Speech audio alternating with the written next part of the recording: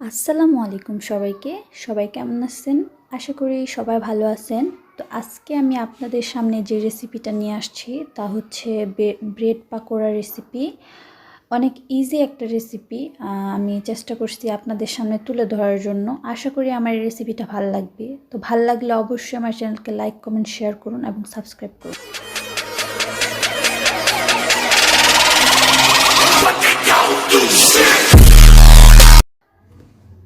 তো এখানে আমি ম্যাশ পটেটো নিয়ে নিচ্ছি। তারপরে এই জায়গাতে প্রথমে একে একে মশলা দিয়ে দিতেছি। প্রথমেই দিয়ে দিতেছি জিরার গুঁড়া হাফ চামচের মতো। তারপরে দিয়ে দিতেছি 4-5টার মতো কাঁচামরিচ কুচি। তারপরে দিয়ে দিতেছি ধনিয়ার পাতা কুচি। ধনিয়ার পাতা কুচি এটা আপনাদের স্বাদ মতো আপনারা দিতে পারেন, আপনারা কতটুকু পছন্দ করেন সেই অনুযায়ী দিতে পারেন। তা আমি এই জায়গায় আমার পছন্দ মতো দিছি, আপনারা আপনাদের পছন্দ মতো দিবেন। তো তারপরে এই জায়গাতে আমি লাল মরিচের গুঁড়া দিয়ে দিতেছি 1 টেবিল চামচ, পরিমাণ মতো লবণ। তারপরে আমি ম্যাশ পটেটোর সাথে যে মশলাগুলো আমি দিচ্ছি তা ভালো করে মিক্স করে নিব, যেন ম্যাশ পটেটোর সাথে সবগুলা মশলা একসাথে মিক্স হইতে পারে।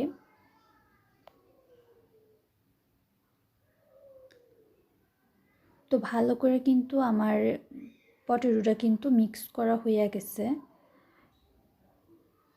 তো এখন আমি দোকানে কিনা ব্রেডের মধ্যে আমি পটেটোটা কিন্তু ছড়াই দিতেছি, চারোদিকে ভালো করে একটু মোটা লেয়ার করে আমি দিতেছি, আপনারা দেখতে পারতেছেন।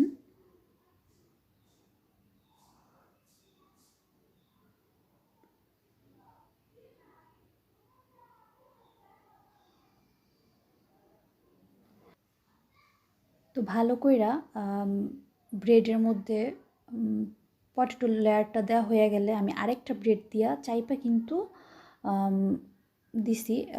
ব্রেড পকোড়া কিন্তু এভাবেই তৈরি করা হয় সাধারণত। তো এভাবেই আমি আর ব্রেড তৈরি করে নিতেছি। তো একইভাবে কিন্তু আমি আরেকটা ব্রেডও তৈরি করতেছি। ভালো কইরা আলুর মিশ্রণটা রুটির মধ্যে লাগাই নিতেছি চারোদিকে, যেন একটুও খালি না থাকে।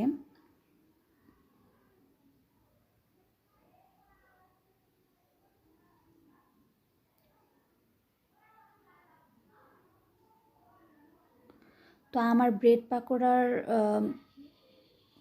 কিন্তু তৈরি হয়ে গেছে। তো এটার উপরের যেই লিকুইড যে মিশ্রণটা ওইটার জন্য আমি এই জায়গাতে 1 বাটির মতো, ছোটো বাটির 1 বাটির মতো বেসন নিয়ে নিছি। তারপরে দিয়ে দিতেছি ধনিয়া কুচি। ধনিয়া কুচি দেওয়া হয়ে গেলে এর মধ্যে আমি পরিমাণ মতো লবণটা দিয়ে দিতেছি। পরিমাণ মতো লবণ দেওয়া হয়ে গেলে আমি এর মধ্যে হালকা একটু হলুদের গুঁড়া দিয়ে দিতেছি, হালকা একটু মরিচের গুঁড়া। তারপরে আমি ভালো করে কিন্তু মিক্স করে নিতেছি। তো এই জায়গাতে 1 বাটি বেসন নিছি আমি, আর 1 বাটি কিন্তু পানি মিক্স করতেছি। এর থেকে কিন্তু একটু বেশিও না, একটু কমও না। 1 বাটি বেসন নিলে 1 বাটি পানি যথেষ্ট সুন্দর একটা ব্যাটার হয়। তো ভালো করে কিন্তু আমি বেসনটা মিক্স করে নিতেছি।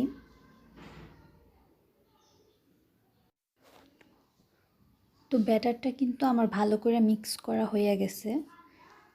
তো এখন এই ব্যাটারের মধ্যে কিন্তু আমি যে ব্রেডটা তৈরি করে রাখছি ভিতরে পটেটোর মিশ্রণটা দিয়া, ওইটা কিন্তু আমি ভালো কইরা আমি ব্রেডের মধ্যে ডুবাই নিতেছি, যেহেতু এটা ফ্রাই করব। তো ভালো করে আমি সাইড দিয়া ভালো করে ডুবাই নিছি। তো এখন প্যানে কিন্তু আমি তেল দিয়ে দিছি। তেলটা গরম হইলেই আমি ব্রেডটা কিন্তু তেলের মধ্যে দিয়ে দিছি। তো এখন ব্রেডটা ভালো কইরা এটাকে ফ্রাই করতে হইব, হালকা ব্রাউন কালার আসা আগ পর্যন্ত সাইড দিয়ে ভালো করে আমি এটাকে ফ্রাই করে নিতেছি। তো চাইলে যেহেতু আমরা অল্প তেল দিয়া পাকোড়াটা তৈরি করতেছি, তো সেহেতু একটু হালকা নাড়াচাড়া করলে তেলটা সাইডে কিন্তু লাগতেছে, গরম তেলটা লাগলে কিন্তু সাইড দিয়ে একটা ভালো কালার আসবো। তো ভালো করে আমি কিন্তু ফ্রাই করে নিতেছি। তো এক পাশে কিন্তু ব্রাউন কালার হয়ে গেছে, তো আরেক পাশ হওয়ার জন্য আমি কিন্তু ব্রেডটা কিন্তু উল্টাই দিতেছি যেন আরেক পাশও সুন্দর ব্রাউন কালার আসে। তো আপনারা দেখতে পারতেছেন কালারটা কিন্তু অনেক সুন্দর হয়েছে। তো এইভাবে কিন্তু আমি আরেকটা যে তৈরি করে রাখছি ওইটা কিন্তু আমি তৈরি করে নিতেছি। অনেক ইজিভাবে কিন্তু ব্রেড পাকোড়া তৈরি করা যায়, ঘরে থাকা উপকরণ দিয়েই তৈরি করা যায়। তো এভাবে আমি আরেকটা তৈরি করে নিতেছি। তো আমার কিন্তু দোনোটা পকোড়া কিন্তু তৈরি করা হয়ে গেছে। তো এখন এগুলো আমি মাঝখান থেকে মিডল থেকে কাইটে নিতেছি সুন্দর কইরা।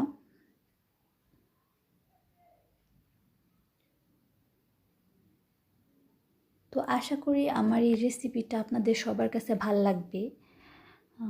ভাল লাগলে অবশ্যই আমার চ্যানেলকে লাইক কমেন্ট শেয়ার করুন এবং সাবস্ক্রাইব করুন, আমি যেন আরও নতুন নতুন ভিডিও আপনাদের কাছে পৌঁছায় দিতে পারি, শেয়ার করতে পারি আপনাদের সাথে। আমার চ্যানেলকে অবশ্যই আপনারা সবাই অনেক ভালোবাসা দেন এই আশাই করি। তো আশা করি আমার এই ব্রেড পাকোড়ার রেসিপিটা আপনাদের সবার কাছে ভাল লাগবে। ভাল লাগলে অবশ্যই আমার চ্যানেলকে লাইক কমেন্ট শেয়ার করুন এবং সাবস্ক্রাইব করুন। তো সবাই ভালো থাকুন, সুস্থ থাকুন এই আশাই করি। আল্লাহ হাফেজ।